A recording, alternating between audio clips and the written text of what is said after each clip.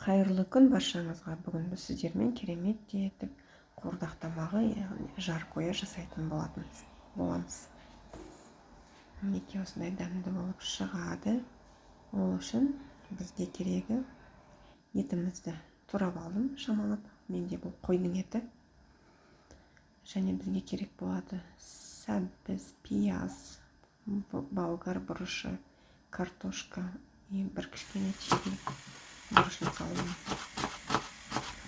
2 бас пиязымызды осылай ұзыншақ етіп турап аламыз. Сосын сәбізімізді осылай домалақша етіп турап аламыз.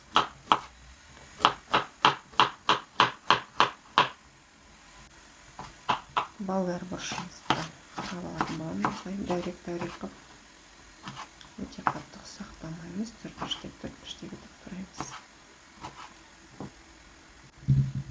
Енді картошкамызды осылай турап алатын боламыз.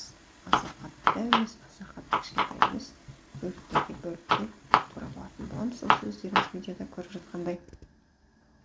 Енді бірінші қызып тұрған қазанымызға етімізді, оның үстіне пиязымызды саламыз. Оның үстіне болгар бұрышын, оның үстіне сәбіз, оның үстіне картошкамызды салатын боламыз. Барлығын салып алғаннан кейін бетіне тұзымызды қосып, араластырмаймыз. Осылай ғана жай ғана араластырып қоямыз. Қара бұрышымызды саламыз кішкене.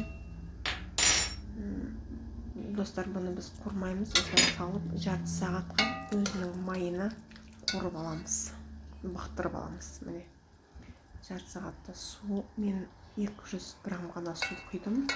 Негізі су құймасаңыздар да болады. Су құймай-ақ өзінің майына пісіріп бұқтырып саңыздар, осылай өте тәтті, өте дәмді болып шығады. Сіздер де жасап көріңіздер.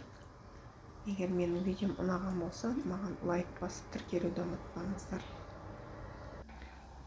Мінекей қуырмадым.